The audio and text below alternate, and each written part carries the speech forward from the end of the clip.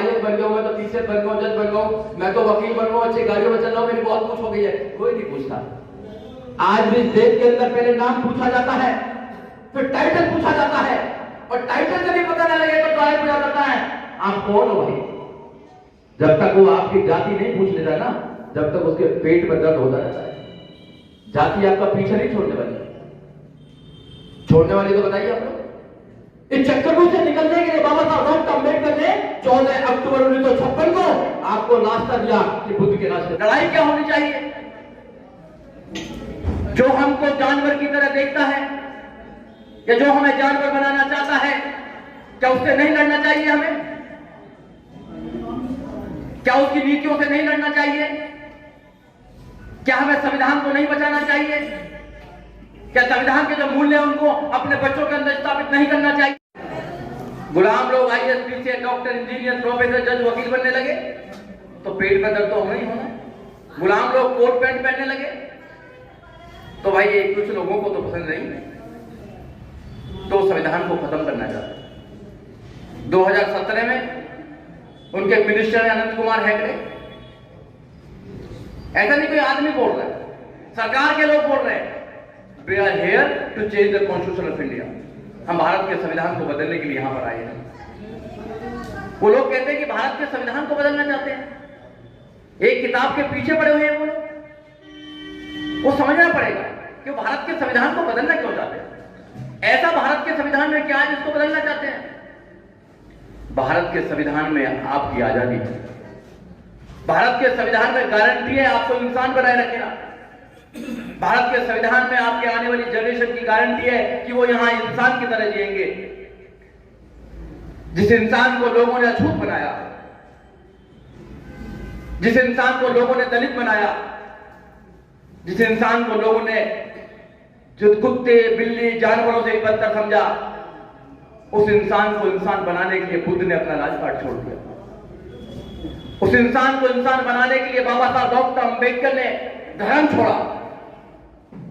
उस इंसान को इंसान बनाने के लिए माननीय काशीराम साहब ने अपनी नौकरी और अपना घर छोड़ा। उस इंसान को इंसान बनाने के लिए लाखों करोड़ों लोगों ने कुर्बानी देकर आपको सत्ता का सुख दिया। मगर आज भी कुछ लोग इंसान को इंसान नहीं रहने देना चाहते। फिर हमारी लड़ाई क्या होनी चाहिए? जो हमको जानवर की तरह देखता है या जो हमें जानवर बनाना चाहता है, क्या उससे नहीं लड़ना चाहिए हमें? क्या उसकी नीतियों से नहीं लड़ना चाहिए? क्या हमें संविधान को नहीं बचाना चाहिए? क्या संविधान के जो मूल्य हैं उनको अपने बच्चों के अंदर स्थापित नहीं करना चाहिए? क्या उनकी आंखों में आंखें डालकर उनसे सवाल नहीं पूछना चाहिए कि आपने आज तक हमारे अधिकारों को जो माना है अब नहीं मानने देंगे? मगर हम सोए हुए हैं, हम गहरी नींद में सोए हुए हैं। एक व्यक्ति ने कहा कि सोने की लंका को जला दिया था, पर मैंने सवाल किया सोना तो जलता नहीं है, सोना तो पिघलता है। अगर सोने की लंका होती, जलती तो कहीं ना कहीं सोना मिलता, पिघल जाता सोना। हाँ, उस लंका में सोने वाले लोग बहुत थे। कुंभकर्ण 6-6 महीना सोता था। जिस समाज में सोने वाले लोग होते हैं उस समाज की लंका को जलने से कोई नहीं बचा सकता। इसलिए उठिए। केवल सोना बिस्तर पर सोना नहीं होता है। तो सब कुछ जानते हुए भी इंतजार कर रहे हैं कि बाबा साहब डॉक्टर राम आएंगे, अम्बेडकर आएंगे। सब कुछ जानते हुए इंतजार कर रहे हैं कि माननीय काशीराम साहब दोबारा आएंगे। यह पॉसिबल नहीं है। आप लोगों को जगना पड़ेगा, आप लोगों को उठना पड़ेगा और अपनी भूमिका निश्चित करनी पड़ेगी समाज के अंदर। एक व्यक्ति बाबा साहब डॉक्टर अम्बेडकर अपने जीवन में हजारों सालों की गुलामी को काट देते हैं। माननीय काशीराम साहब राजनीति की दिशा को बदल देते हैं और हम लोग सोचते हैं कि कुछ नहीं कर सकते। कर सकते हैं हम लोग। बेटी की शादी कैसे करूं और उसके बाद राम नाम सब हो जाता है। आपको चक्करों में फंसा रखा है। ये सरकारों की साजिश है, ये क्रिमिनल कॉन्स्पिरेसी है कि आपको समय ना मिले समाज के विषय में सोचने के लिए, आपको समय ना मिले समाज के लोगों के उन लोगों के बारे में सोचने के लिए। तो उम्मीद करते हैं कि मेरा भाई दिल्ली चला गया है, गांव लौट कर आएगा। आपको बिजी रखता है, आपको चक्रव्यूह से निकलने नहीं देना चाहते। आप उन विषयों पर डिस्कस करते हैं जो ऊपर बैठे हुए लोग डिसाइड करते हैं कि आप अपनी समस्याओं पर कोई विचार विमर्श नहीं करेंगे, जो काल्पनिक समय वो है इश्यूज है उन पर बात करेंगे।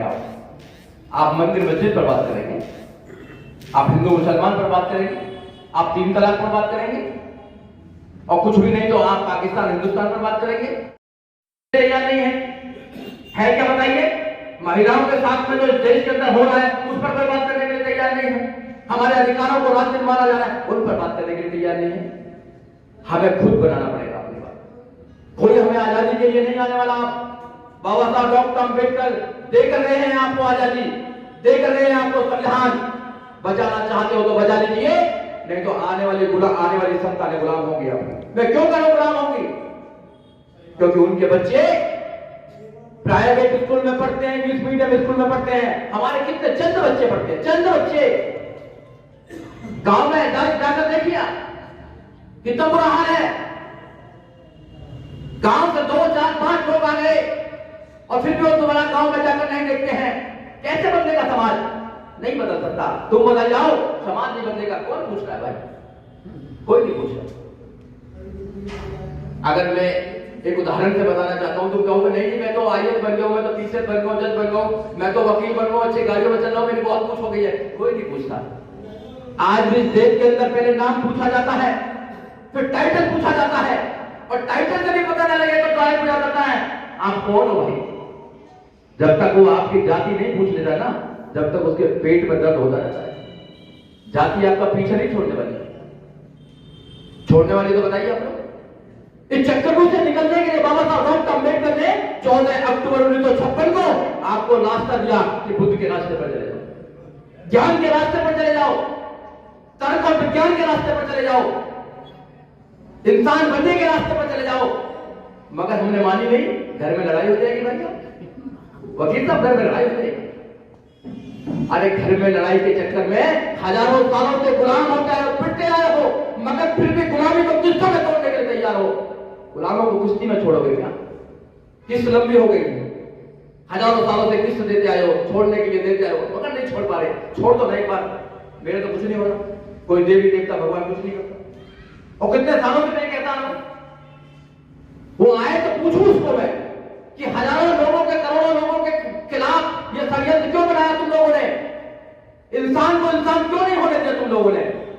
हम भी जीना चाहते हैं, डिग्निटी के साथ जीना चाहते हैं, सम्मान के साथ जीना चाहते हैं देश के अंदर, मगर व्यवस्था ऐसी बनाई है कि आप सम्मान के साथ नहीं जी सकते, सांस भी नहीं ले सकते सम्मान के साथ। और ये जो बोतल है ना, बिस्लरी की बोतल में हमेशा उदाहरण देता हूं, आप सब लोग पीते हैं। इस पानी के लिए भी हमारे महापुरुषों ने लड़ाई लड़ी है इस देश के अंदर। इस पानी के लिए लड़ाई लड़ी हमारे देश के अंदर। जब हमारा लड़ने का स्वभाव है, हमारे महापुरुषों का लड़ने का स्वभाव है, तो फिर भागने वाले क्यों न बन रहे हैं? क्यों बनने भागने वाले? हम लड़ाएंगे, हम लड़ेंगे उन नीतियों के खिलाफ जो हमको इंसान से इंसान बनने के रोकते हैं।